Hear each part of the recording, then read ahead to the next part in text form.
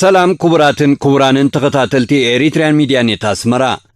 نلومي كم تانا يبادم زف زبولو نعسبون زف كبليوم انت زي بولوخا نبلوم بزبل أبحقاونت مريتنا بادمنان عسبنان زتكورة تحستو حزناينا أبساعتنا ترغيبنا زلنا كبرانن تخطاتلتنا بعصر سلسة ميازيا كلتشحن كلتن كومشن دوب إرتراني إثيوبيان مريت بادمن كبابيون نا إرترا مخانو بوغعي زحبرو اللؤوانيو كم تذكر بعصر سلسة ميازيا كلتشحن كلتن كومشن دوب إثيوبيان إرتران بوغعي نزو السانيو مسحابه أدكيقو زي حسبن كم هو خزبئي كأرن زنكسن چفرا مالليت بتنايشعو منيستر قدات وصايز نبره أبكينات تقراي كدمي 4 عامتات نابسي أولوز تسنابته سيم مسفنابيلو بادمن كبابين زركبو زحاتتنالون بوتاتات إرترا نابانا بفردي آتيلو بمبال نهزبي إثيوبيا بمحصاو دقفتو ناب ترقيا وسيوم كمز عندرو غيرو نيريوم ازي زرسا عيكونان اترقا زملاليو منقستن هزبن إرتراغن دحر 3 معالتات نايز عندرا بمقدد بريزيدنت إسياس أفورقي بادمن كبابين بلكع أفردي نابوانا تاتو ناب إرتراوان كمستوسنن بتفردي منقستي إرترا عقبن بتقيادن نايموداتان وسانيخا كمتا أقدمو زفرمالو قيودن بمخانو نتكباريو بحاقوس كمز التحاقاقز أفلتا أفردن ايت كومشن دوب إرتراني إثيوبيان بمموركواسكا بريزيدنت إسياس دحر زهابو مقلسي اتقرنز نكس چفرا ويانه اتو الصاني زي قنعن زي فتحاون كم زغونن كم زي قبولون عينو خي حاسي أبصومن نايتزا عندرولون زتحقوصولون معالتي بتبوزح زمالحاسو منيستر قديات وصاي بيلو ناي امبيتا مقلس هابا هزبي إثيوبيا بحافشا هزب تقراي دما بفلاي امبردو زمراحت ناس أدكي قمرقيوم يزاربيوم تمالي بادمن كبابيون نعانا تفريدلنا بمبال بوغعي أساسي عمناسي حجي خا بادمن كبابيون نبانا يبصحن كم قلعو تقشتتنا كبلونا كما يزبولو مرحت يمزلونا بمبال نتي زقياير ملحسهم كابشعو تحيزو كستوفلولهم جميرو نبرا كبرانن نزو الصاني ناي بادم زهابو سبات كما يزبوليوم انتاوت يمكا كوميشن دوب إرتراني إثيوبيان بخمين معسن يقويموم كقوو من كله أو حستها قراتن أهوغراوان ودباتن أيونوت نباروم إرتران إثيوبيان اتو كوميشن مسقومه نزهوبو بيين ناي موداتان كيادن كخون كدمي فردي تسمامعن فريمنا لدو عصب يخون بادمه بحقي كاب قدمو نا إرترايوم مراحتي إثيوبيا سلس دليوون سلس بهاقوون حق عالم كتحسو فتسو ما يكولون زكالون ايكونن بحايلي انتفتنو دما بحايلي يقصمو كم عملهم حج مبار نقرأ مقدو نزيتات زنة زملسن اب تاريخن سندن بموركواس زدالنا لكم تحستو كنقربو لكمينا بفلايكا نتوم نعشتو ولدهم مساخاتكم زتصنح الدلاونا اقرابنا يزمدب افرم قدي كدمي يوغن كمتي كل قزين نبلو نازي تحستونا الناراهم من كلهم بوغونكم شيرن لايكن بمقبار كزرقحوان كمون سابسكرايب بمقبار نزا چانلنا عبايا كتتحبابورن بخبري نعدموكم ناب تحستونا نسقرال لنا سناي مكتتال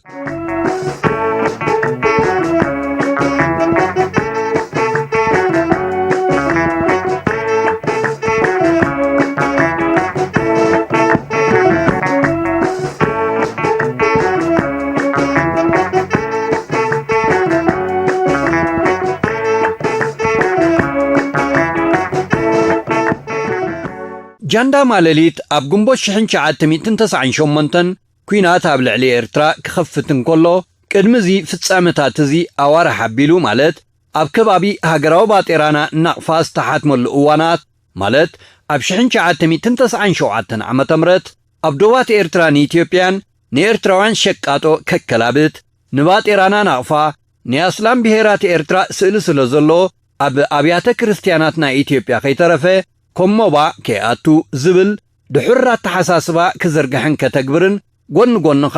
بوغن زوباتات سميناون دبوانك بحري اب عد مروك نيرتراو من محدار بمفراس ናቱ ብምትካልን ንህዝቢ ምስጓግን ኣብ ከባቢ ባድመ ጾሮና ዓሊቴናን ካልእ ከባቢታት ናይ ኤርትራን ናይ ምጥራርን ምስፍሕፋሕን ተግባራት ብሰፊሑ ተተሓሓዞም ጎን ጎን ዝውን ኣህጉራዊ ተቐባልነት ዘይብሉ ብኢደዋኒኑ ናይ ክልልና ትግራይ ካርታ ተዳሊ ብምባል ንብዙሕ ከባቢታት ኤርትራ ናብ ትግራይ ዝጽምብር ሓድሽ ካርታ ዘርጊሑ ኣብ 1997 ዓመተ ምህረት መንግስቲ ኤርትራ ነዚ ኩሉ ተኽታኹ ተግባራት ብዲፕሎማስያውን ወግዓውያን ላዕለዎት ሓለፍትን ልኡኻትን ብምስዳድ ነቲ ተግባር ናብ ንቡር ከም ቀደሙ ክምለስን ዶብ ኤርትራን ኢትዮጵያን ካብ ዝኾነ ዶባት ናይ ኣፍሪቃ ዝነጸረን ብሕጊ ዝተረጋገጸን ምዃኑ እጀታይ ዝብል ወገን ድማ ብልዝብ ጭብጥታቱ ከቕርብ ከም ዝግባእ ልዕሊ ኩሉ ግን መስዋዕቲ ዝተኸፍሎ ዝምድና ኤርትራን ኢትዮጵያን ስለ ዝዓቢ ብምርድዳእ ጸገም እንተሎ ክፍታሕ ከም ዝኽእል ሓሳብ ኣቕረበ እቲ ጭፍራ ግን ቅልጹሙን ተሓበጠ ዝሓየለ ስለ ዝመሰሎ ብድሕሪት ብምዃኑን ኣጆኻ ዝብሎ ወገን ስለ ዝነበሮ ነቲ ናይ መንግስቲ ኤርትራ ምኽርን ለባም ኣገባብን ክቕበሎ ሳይኮነን ክሰምዖውን ኣይደለየን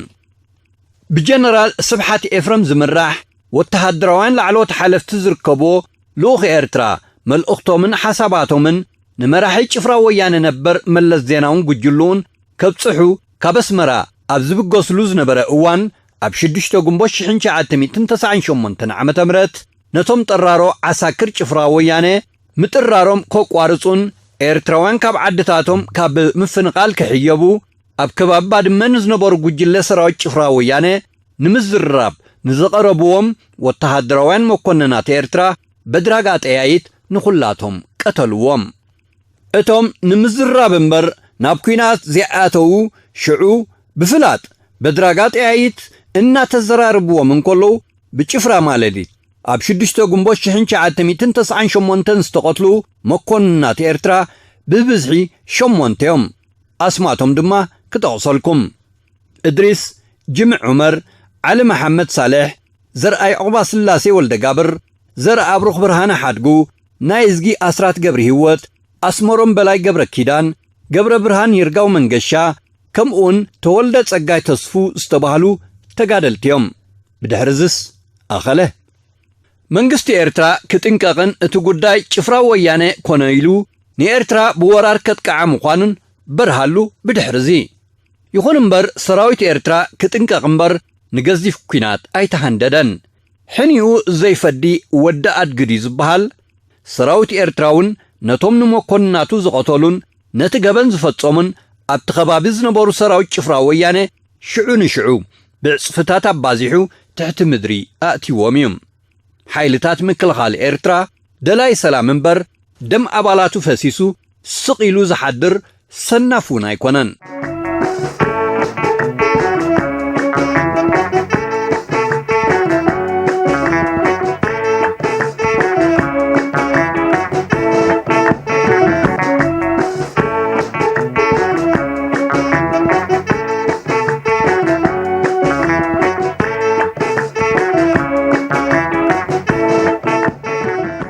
ካቢኔ ሚኒስትራት ጭፍራ ወያነ ኣብ 13 ሐምለ 1998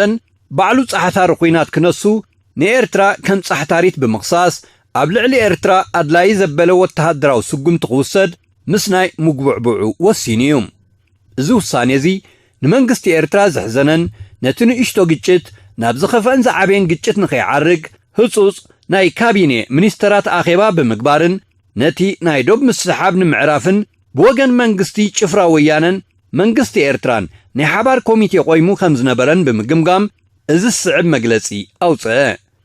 ጽማቕ ትሕዝትኡ ከምዚ ይመስል እቲ ናይ ኤርትራ ወገን መግለጺ ኣብ መንጎ ህዝብታት ኤርትራን ኢትዮጵያን ንነዊሕ ዝኸይድን ዝጥምትን ናይ ሓባር ረብሓን እናሃለወ ብጉዳይ ዶባት ምስሓብን ህውከት ክፍጠር ከም ዘይብሉን ናይ ህዝብን መንግስትን ኤርትራ እምነት ምዃኑ እናረጋገጸ ካቢኔ ሚኒስትራት ኤርትራ ናይቲ ዘይግብኦ መልክዕን ግዝፍን ኮነ መኣዝን ንምትሓዙ ዝተፈተነ ሽግር መፍትሒኡ እዚ ስዕብ ምዃኑ ይኣምን ብምባል እቲ መግለጺ ናይ ካቢኔ ሚኒስትራት ኤርትራ ናይቲ እዋን እቲ ይጅመር ከምዚ ብምባልካ ይቕጽል ሓደ መንግስቲ ኤርትራ ዝኾነ ይኹን ናይ ዶባ ዘይምርድዳ ብሰለማውን ሕጋውን መገዲ እምበር ብሓይሊ ከም ዘይፍታሕ ኣረጋጊጹ ስለ ዝፈልጥን ዝኣምንን ስነ መጎት ሓይሊ ይኹንን። ክልተ ነዚ ዝተጠቕሰ ነጥቢ መሰረት ብምግባር ነፍሲ ወከፍ ወገን ኣብ ከባቢ ዶብ ናይ ክልቲኣተን ሃገራት እጀታይ ይብፅሓኒ ዝብሎ መሬት እንተሃልዩ ንህዝብታት ኤርትራን ኢትዮጵያን ዓለምን ብዕሊ ብኻርታን ብኣሃዛትን ከፍልጥ ነቲ ጉዳይ ከዓ ብወተሃደራዊ ሓይሊ ዘይኮነ ብሰለማዊ መገድን ዘተን ንምፍታሕ ከኣምንን ከፍልጥን። 3 ድሕሪ ሕጂ ንዝካየዱ ዝርባትን ምርድዳኣትን ብተዓዛብነትን ሽምግልናን ሳልሳይ ኣካል ምስኩራትን ውሑሳትን ክኾኑ ምስምማዕ። 4 ኣከራኸርቲ ዝበሃሉ ከባቢታት ንግዚኡ ካብ ህላዌ ናይ ክልቲኣተን ሃገራት ዕጡቓት ሓይልታት ናፃ ማለት ዲሚሊታራይዝድ ኮይኖም ክጸንሑ ተግባራውነት ናይዚ ምርድዳእ ድማ ብውሕስነት ሸምጋሊ ክረጋገጽ። 5 እቲ ጉዳይ ከየተዓባበኻ ብተዓዛብነትን ሽምግልናን ሳልሳይ መንጎኛ ኣካል ብዘተ ክፍታሕ ቅቡል እንተዘይኮይኑ ድማ ናብ ዳንነት ክቐርብ ዝብል 5 ነጥብታት ፍታሕ ዝሓዘ እማመ ብ14 ግንቦት 1998 ካቢኔ ሚኒስትራት ኤርትራ ኣውፅአ። ብመለስ ዜናውን ጭፍሩኡን እትምራሕ ዝነበረት ኢትዮጵያ ግን ኣብ ሰራዊት ምኽታብን እልቢ ዘይብሉ ኣጽዋር ኣብ ምሽማትን ብምጽማድ ንኤርትራ ክትጎብጣ ኣብ ናይ መዓልታዊ ተሃዲድን ምጉዕባዕን ተጸምደት። ብናይ ጭፍራ ወያነ ፈኸራን ተሃዲድንካ 70 ዓመት ጽምብል ናጽነትና በጻሕናዮ። ኣብቲ መዓልቲ ጽምብል 70 ዓመት ናጽነትና ፕሬዝደንት ኢሳያስ ኣፈወርቂ ከምዚ ኢሉ ነበረ። ንገለ ካብቲ ፕሬዝደንት ኢሳያስ ኣፈወርቂ 24 ግንቦት 1998 ኣብ ስታዲየም ኣስመራ ችቸሮ ዘቕርቦ መደረ ጽማቑ ከም ብበልኩም ከምዚ ዝብል ኣብ ዝርዝራት ከኣተኹ ናይ ሎሚ በዓል ሓርነትናን ናጽነትናን እቲ ኣብ ዝቐረባ እዋን ዝተኸስተ ቅልውላው ዶባት ምስ ኢትዮጵያ ዓብሊኹዎ እኳ እንተሃለወ በዚ ግዝያውን በናንን ተርእዮ ከይተሻቐልናን ቀልብናን ጻዕረናን ኣብቲ ሒዝናያ ዘለና ናይ ልምዓት መኣዝንን ወፈራን ጥራይ ከነድህብ ከዘኻኽር ፈቶም ናትና ኣይንህብን ናይ እንዳማትና ድማ ኣይንደልን ፍትሕን ሓቅን ብሓይልን ሸፈጥን ስለ ዘይርገጻ ኣብ ጉዳይ ዶባት ይኹን ካልእ ንልኡላውነትና ህላዌናን ክብረትናን ዝትንክፍ ጉዳያት እውን እንተኾነ ብዓቕልን ትዕግስትን ሰለማውን ሕጋውን ፍታሕ ካብ ምንዳይ ኣይክንስልክን ኢና። ብጃህራን ፈኸራን ተሰናቢድና ተንበርኬኽናን ተሳዒርናን ኣይንፈልጥን። ብኸምኡ ዝተሳዕረ ደላይ ሓቂ ህዝቢ እውን ስለዘየለ ዝፈከሩን ዝተጃህሩን እውን ስለ ዝረኣናን ስለ ዝረብረብናሎን ካብ ቋንቋ ምህዳድን ሓይልን ወፂና ብዓቕልን ልዝብን ከይተሓለልና ክንሰርሕ ኢና። ሓቅን ፍትሕን ምእንቲ ረብሓታት ህዝቢ ኤርትራን ኢትዮጵያን ከም ዝዕወታን ዝበለጸን ዘተኣማምንን ሰላም ክሰፍንን ከም ዝኾነኻ ኣይጠራጠርን። ሰማዕታትና ንሕድሮም ብምብጻዕና ይደበሱ ዓወትና ሓፋሽ ዝብል ነበረ ቃል ፕሬዝደንት ኢሳያስ ኣፈወርቂ ኣብ 70 ዓመት ወግዓዊ ጽምብል ናጽነት ኤርትራ።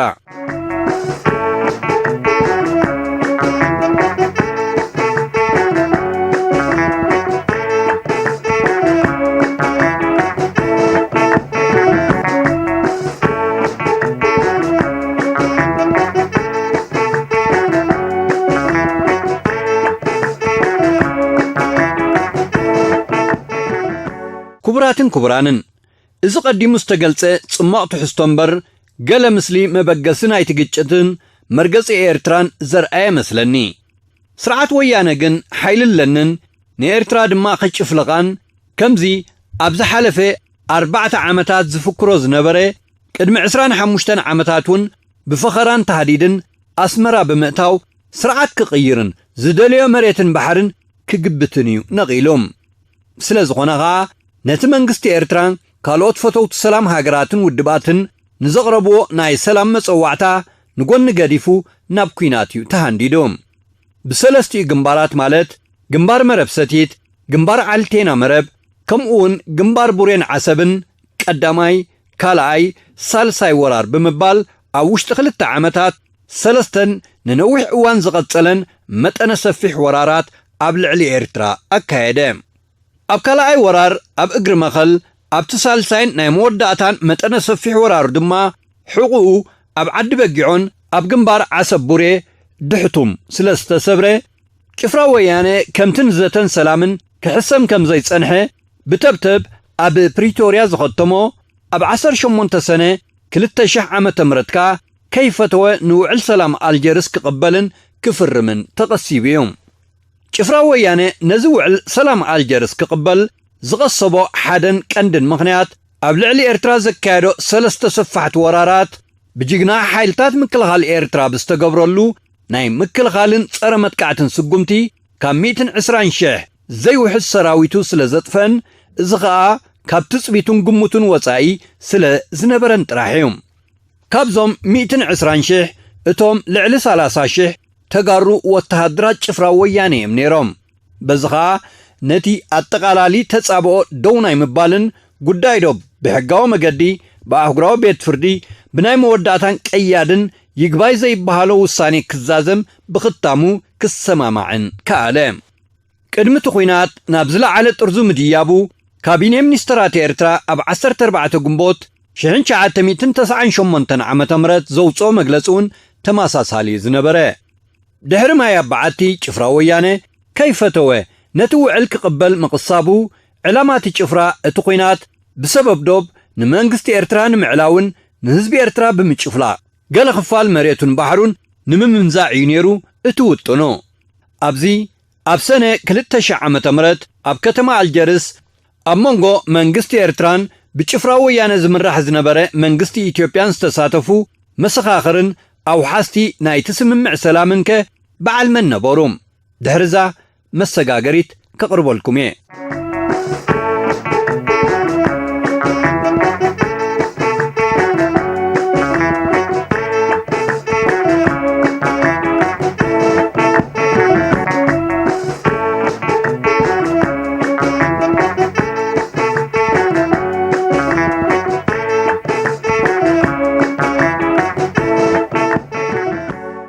ኣብ ከተማ ኣልጀርስ ሃገረ ኣልጀርያ ኣብ ሰነ 2000 ዓመተ ምህረት ኣብ መንጎ መንግስቲ ኤርትራን ብጭፍራ ወያነ ዝምራሕ ዝነበረ መንግስቲ ኢትዮጵያን ኣብ ዝተፈረመ ስምምዕ ሰላም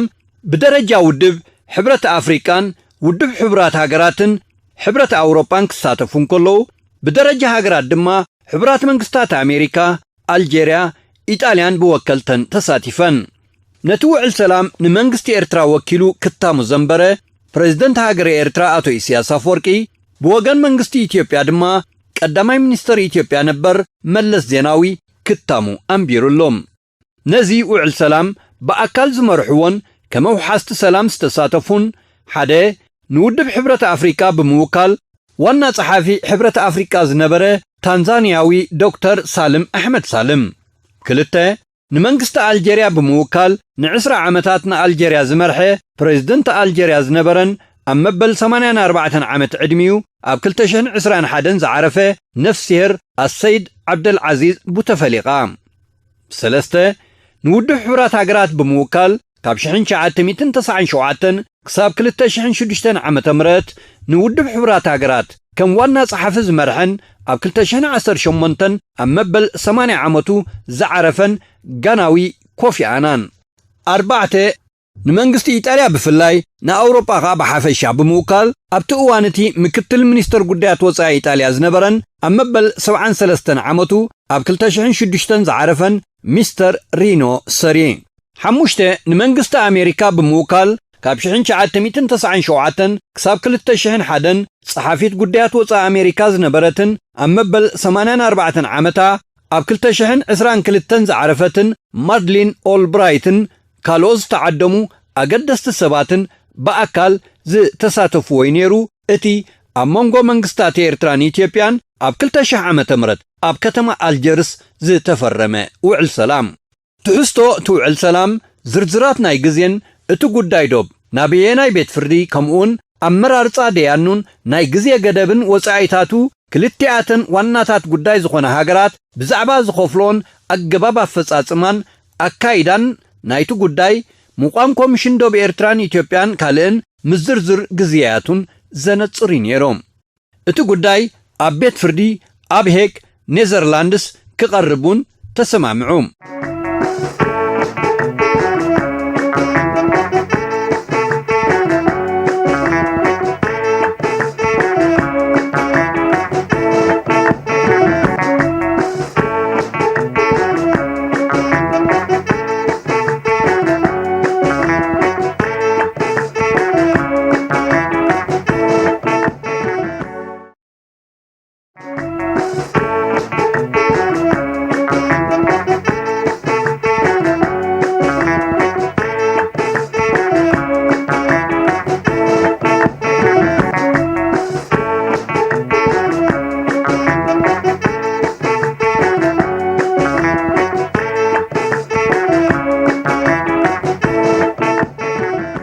كبراتن كبرانن تختاتلتنا دحر زخه انتاي سعبه